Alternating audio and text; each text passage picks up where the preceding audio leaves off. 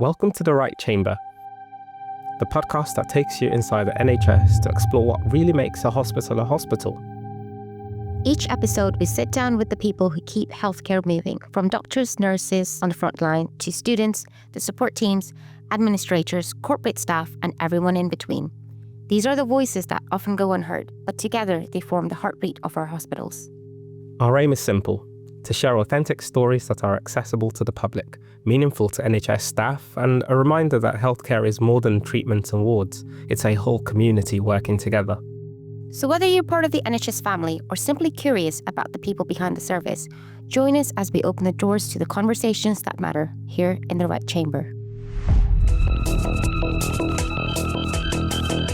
Peter Lowe is the Group Director of Improvement for Sandwell and West Birmingham NHS Trust and the Dudley Group NHS Foundation Trust. Since his MBA in Executive Leadership over 10 years ago, Peter's been fascinated by the values, attributes and behaviours that leaders can practice to create a learning organisation where everyone is confident and competent to tackle daily problems and work towards making patient care and experience better every day. Welcome back to the Right Chamber podcast. My name is Jasprit. My name is Victor. And today we have Peter Lowe. Hi. Would you like to tell us a little bit about yourself? Yes, sure. Thank you for having me. Yes, I'm Peter. I'm Group Director of Improvement at Sandwell West Birmingham and here at the Dudley Group as well.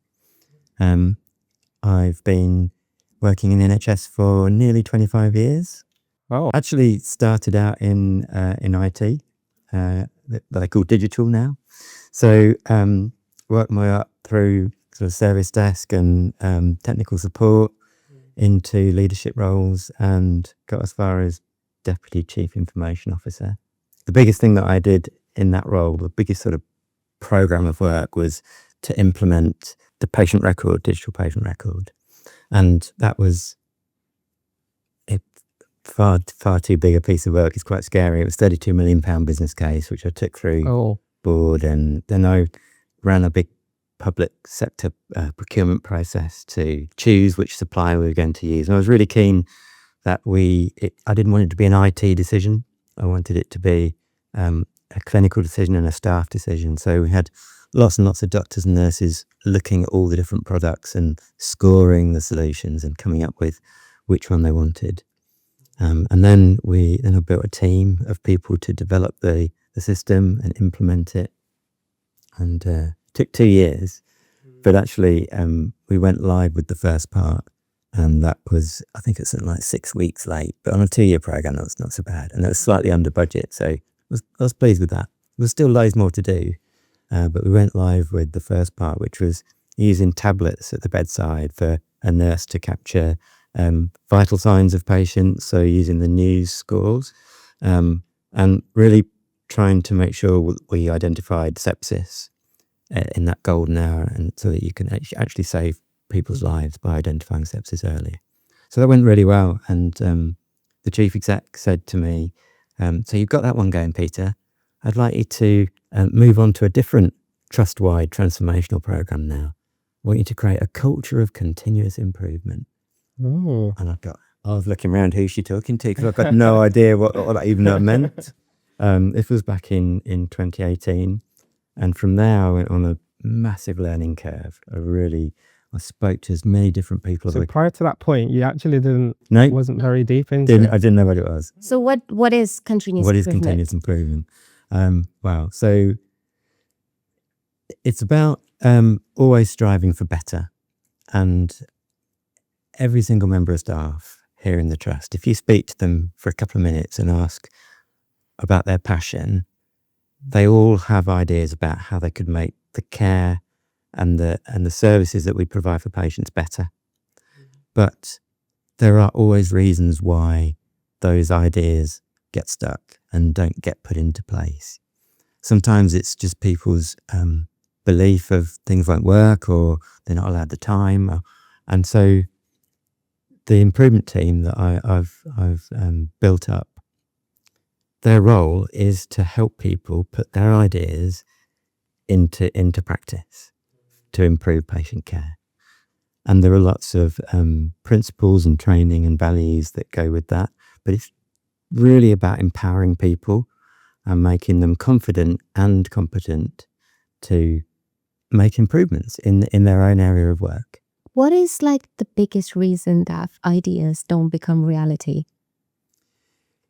I think there's people get very burnt by experience in the past where things haven't worked, or where you often hear people say, oh, well, we tried that 10 years ago and it didn't work, or I've been saying this for years and nothing ever happens. So there's a bit there about belief and almost a learnt helplessness that just takes some encouragement and giving people a bit of confidence and believing in people. It also requires a certain style of leadership, which is my passion. I've really developed a keen interest in what type of leadership is required to help create a culture of continuous improvement where people are always striving to make things better and always learning. We talk about a learning organisation where learning in itself is celebrated, even if you don't get something right first time, and even if things go a bit wrong and not as you expect. If you can capture the learning, then that's a good thing. And that's what we mean by a learning organisation. It's absolutely fundamental to continuous improvement. So it's not all totally on the end product. It's more of how today you are better than yesterday. You've done something to improve from what your previous attempt was.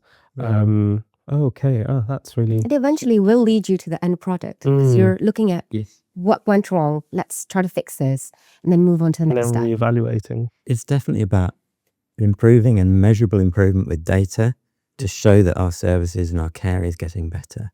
But you make a really good point about it's about comparing with your performance previously and less about comparing your performance on the national league tables, which is what the NHS is famous for. Where are we nationally? Where are we compared to this trust?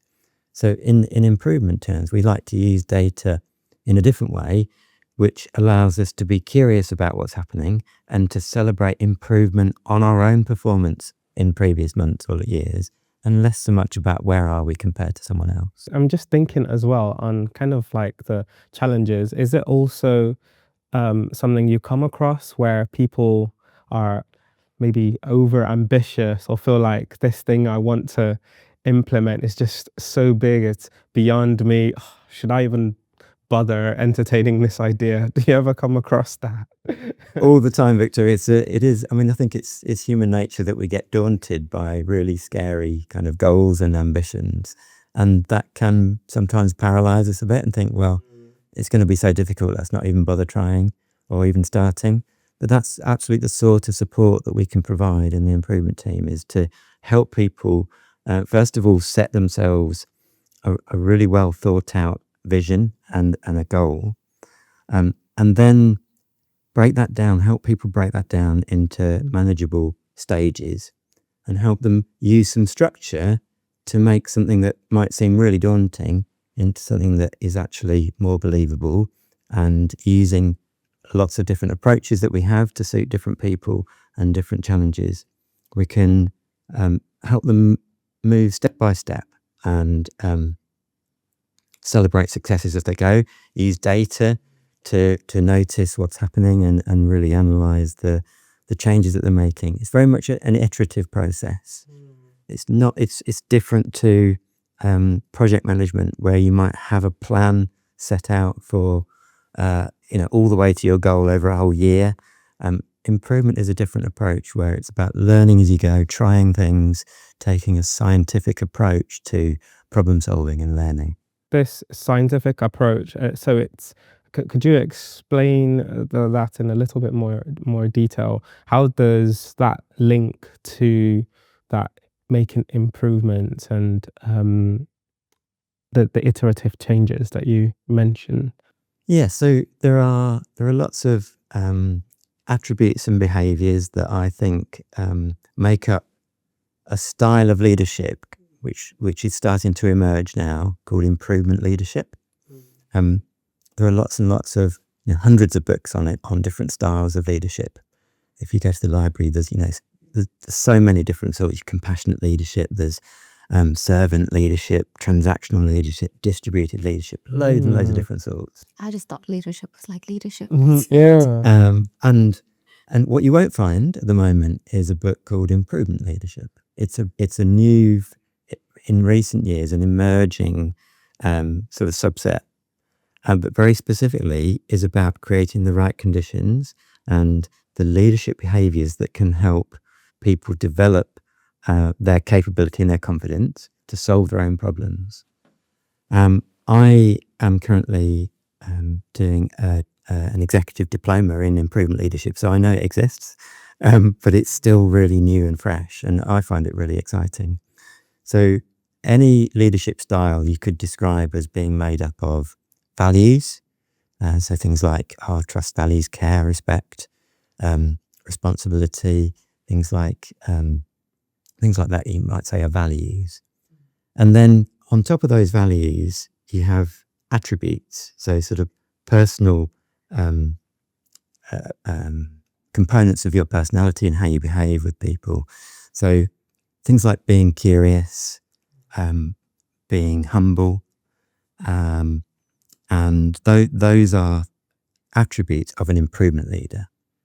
And then there's the practical element of a leadership style, and that's how you interact with people in your daily work, the behaviours. And that's the bit that I think is most important, because it's about practicing to develop a particular style.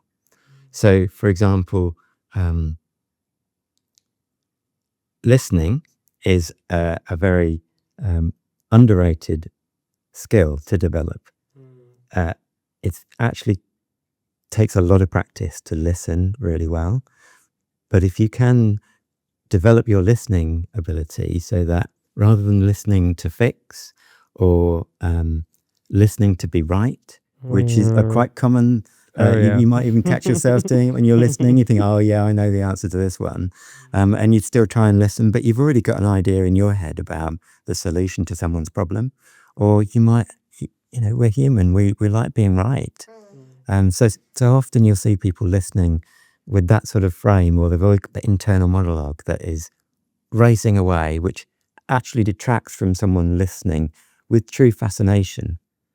If you think about someone sort of leaning in close and saying, I've got something to tell you, in that moment, you will have fascination. Your eyes will light up and you'll see, and you think, yeah, what have you got to tell me? But then it disappears and it's just momentary fascination. If we can really nurture that listening with fascination, being really curious about what someone has got to say and not trying to finish their sentence for them and assuming that we know how they're going to finish their sentence, continue listening and ask yourself, I wonder what they're going to say next. Be curious about how this sentence is going to finish. Allow that person to finish their own thought.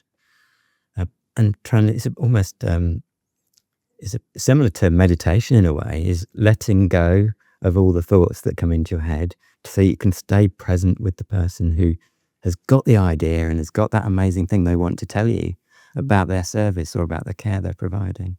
So that's just, one example of an improvement leadership behaviour to practice. But there are lots, and you asked me specifically about scientific thinking. This is something where rather than reacting on autopilot to a situation, we all have kind of autopilots or biases that control the way we think and we behave, and they actually get us through life. We need those biases, but they're not always helpful. So when you're presented with a problem in your day-to-day job, you may think, oh, I've seen this before. I remember this happened 10 years ago. I know what to do. I recognise this. So you've got a learnt response, and you jump very quickly to thinking that what you're presented with right now is just the same as it was when you experienced this 10 years ago. So you then think, right, we'll do the same as we did before. You jump straight to kind of action. But it may be a very, very different situation. Different people involved, for sure. Maybe a different service, different situation. And so we need to stay present for a bit longer to understand what is happening and to use data. Let's get some facts, let's get some evidence here rather than just jump to conclusions. Again, the role of leader there is very much to help someone start to think scientifically in that way. Okay, so what's the data telling us? Great question, to get focused on fact rather than, our beliefs or assumptions.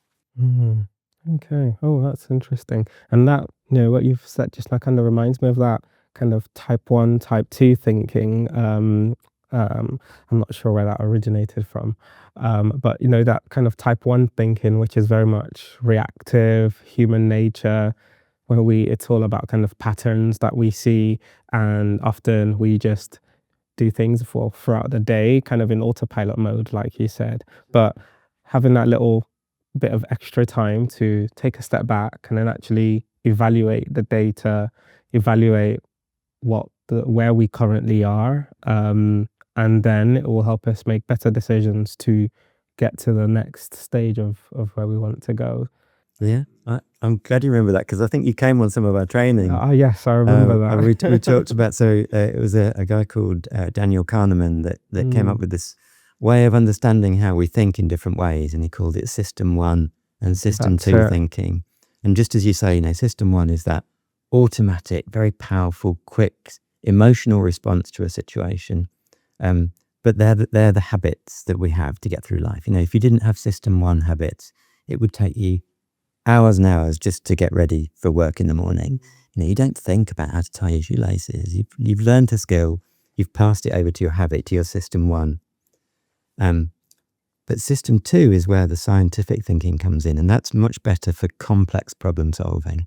It's slower, it's much more rational, and you really have to, you're much more aware of that type of thinking.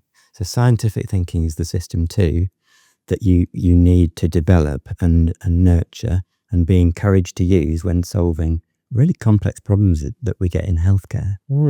So where in healthcare would you want to see the System 2 thinking evolve a lot more? Every day, in every role, when you're faced with a problem or a challenge or something, as you said, something that seems almost impossible, we want to develop that rational approach where we sort of say, okay, we know how to tackle problems. Let's sit down together. Let's understand this. Let's ask for some different opinions. It's not just my view. Let's ask the ward clerk for their role in this. What's your experience of this situation? What we've noticed is that people are coming into the clinic, and they're looking around. They're not sure where reception is. What do you see? Okay, so this is all called, the data is saying that it's taking longer to get through a clinic appointment. But actually, we've been curious and we found that some of that time is because people aren't finding reception that quickly. And it's like, there's a really simple example, but by breaking that down, getting other people's opinions, looking at the data, then we're starting to think scientifically and solve problems in that way. And so this is not just something for a select few of staff members. Everyone can be an improvement leader? Yeah. So everyone can be an improver. If you think across Sandwell and West Birmingham and the Dudley Group, there is something in the region of 14,000 staff. I personally believe we're tapping into a small fraction of that improvement capability or capacity in those organisations.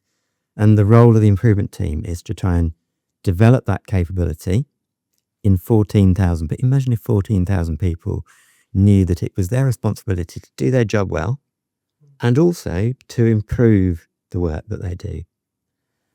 If we could tap into and harness that capacity, we would be world-class organisation. We would have people from all around the world wanting to come and see how do you do it. And we'd say, well, we empower and develop our staff to solve problems. So improvement capability is for absolutely everyone. Improvement leadership, I guess, is for those people that have a bit more influence in their teams because of their position.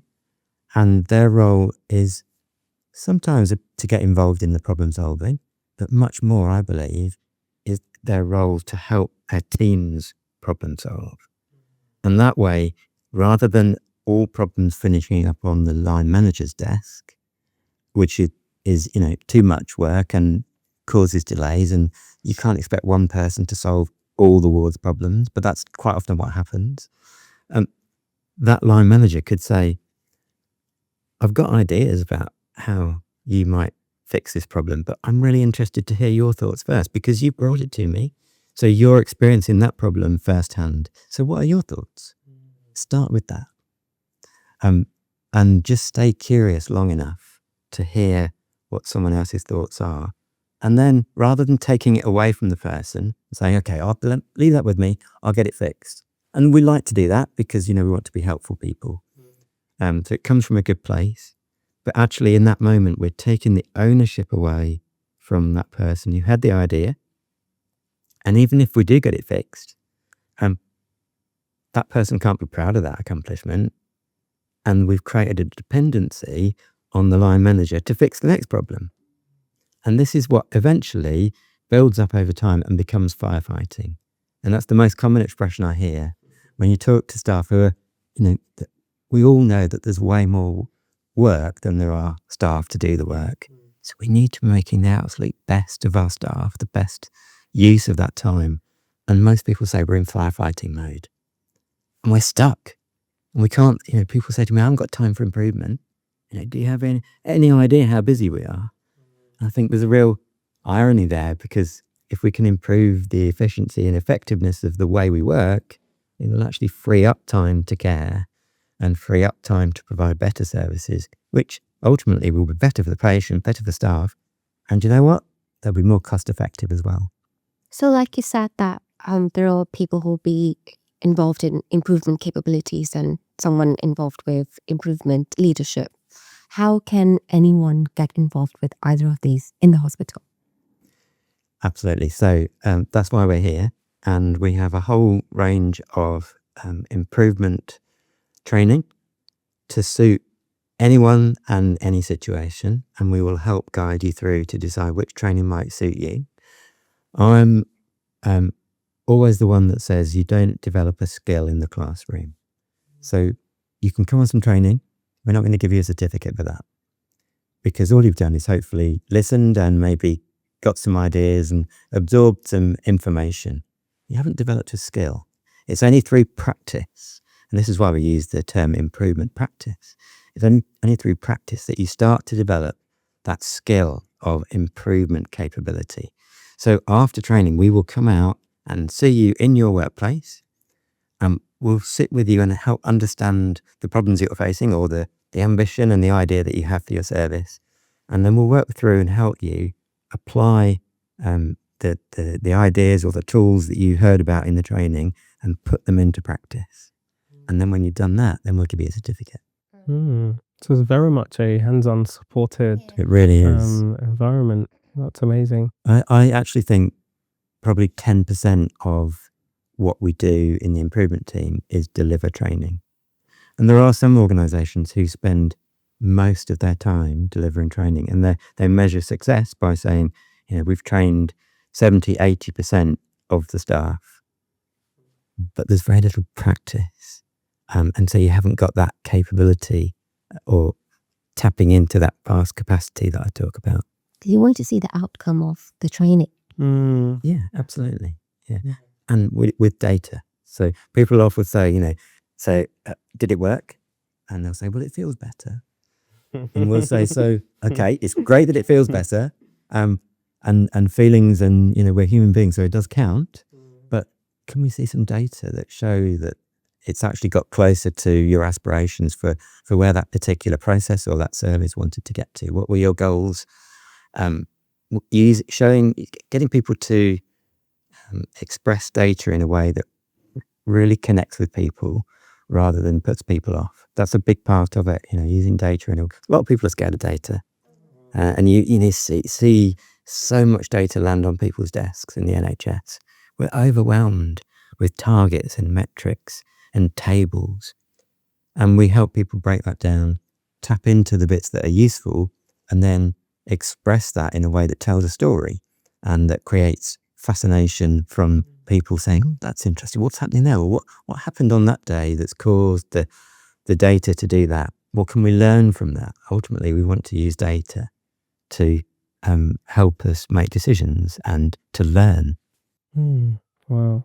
And what I find striking is, yes, this is primarily kind of about the NHS environment, but you can very much kind of just apply this kind of thinking to just daily life and improving, and how you can be better, how you can analyze where you are, look for tangible data to make those analysis, and think about improvements that you can then make. Yeah, absolutely. It does apply.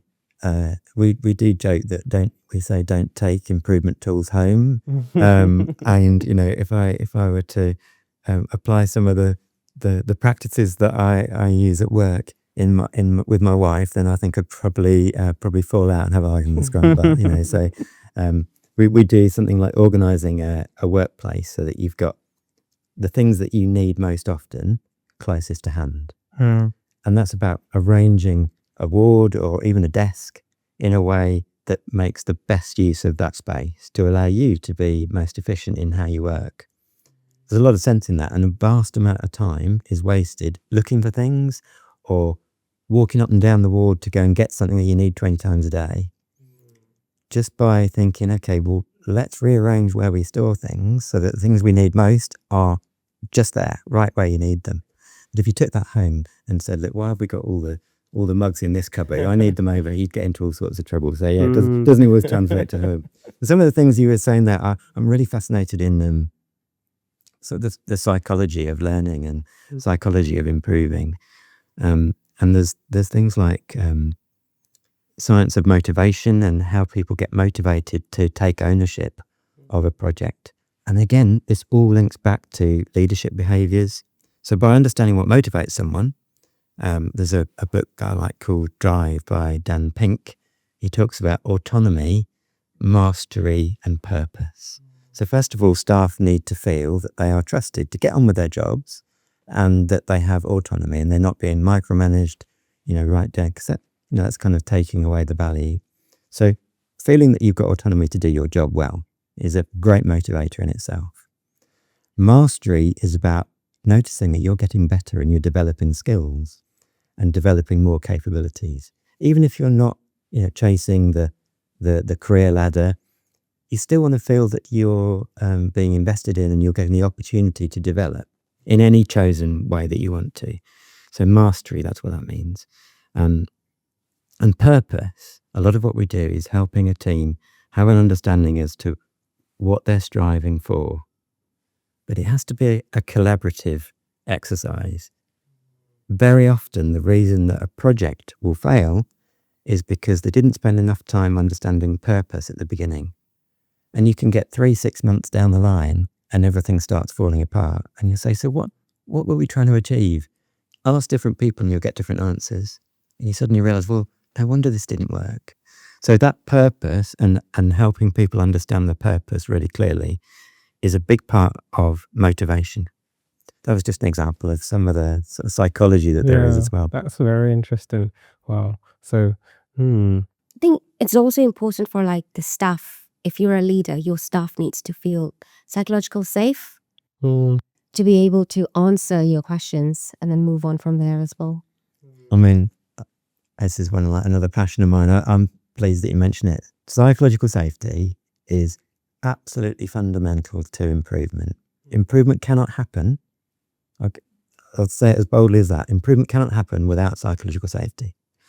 And that is simply because if you don't feel safe to express your ideas that might be different to everyone else's, or that might be different to the way we do something now, you will have ideas. And every single person has got ideas about how we could do things differently.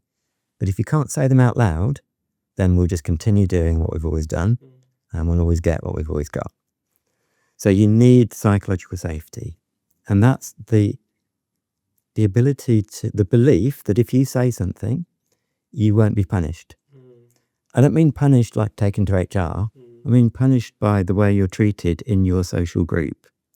So even just someone rolling their eyes when you make a suggestion, you're being punished because you think, oh, yeah, I feel really bad. We even like the tone of voice that The changes. tone of voice, yeah. And we do that. So often we will have those micro expressions accidentally, but they can cause the lack of psychological safety. And you only need to experience kind of that punishment, that social feeling once to stop you volunteering an idea next time. It takes quite a lot of bravery to speak out about what might be different.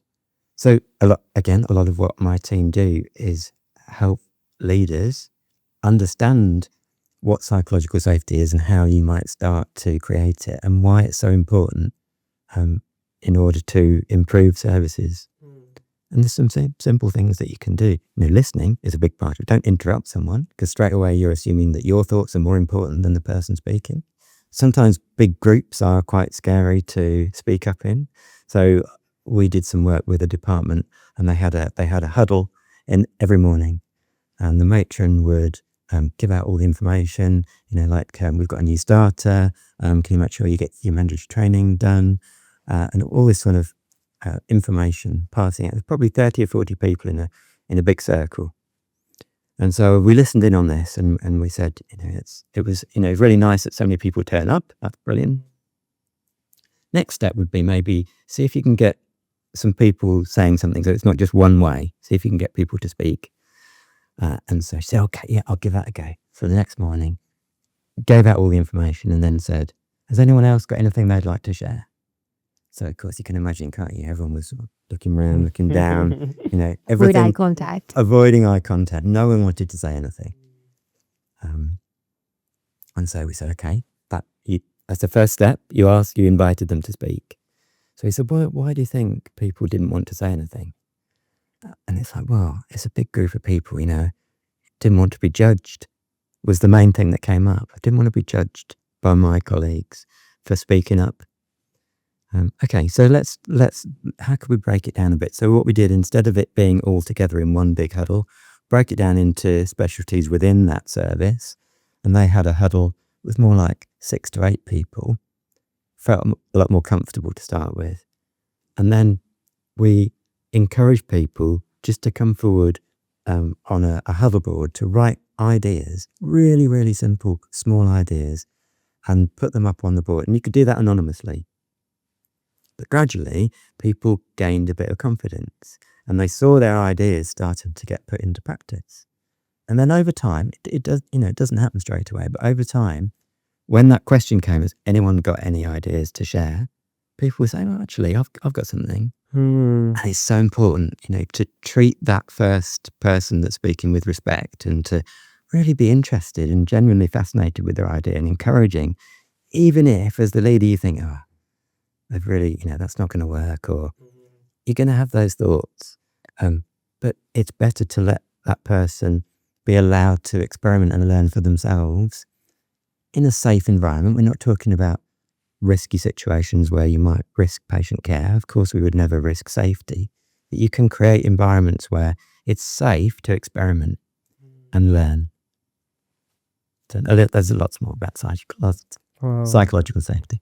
Wow, that is very, very interesting. That is very interesting. And it makes me think about kind of my own response as well to, when people are bringing ideas and you don't think how important your role might be in that situation to actually,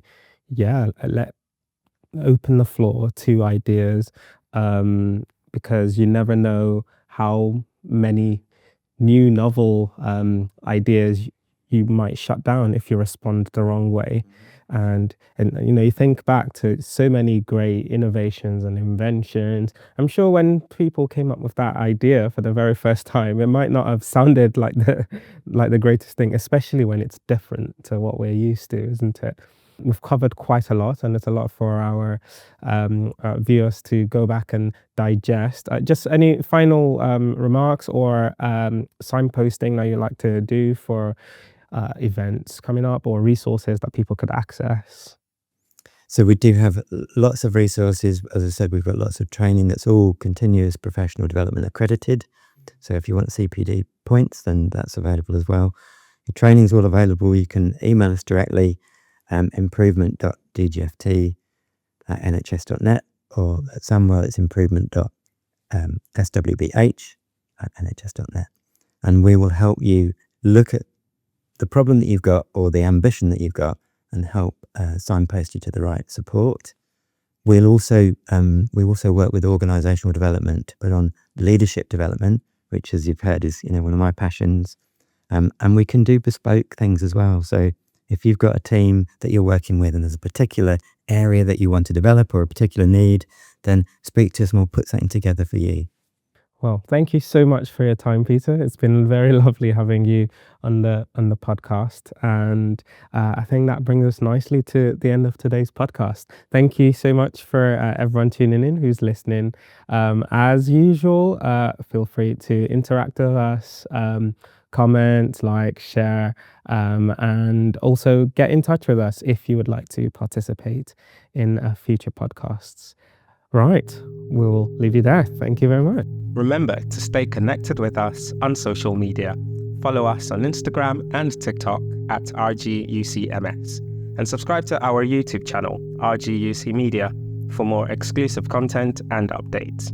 Thanks for tuning in to the Right Chamber podcast. Until next time.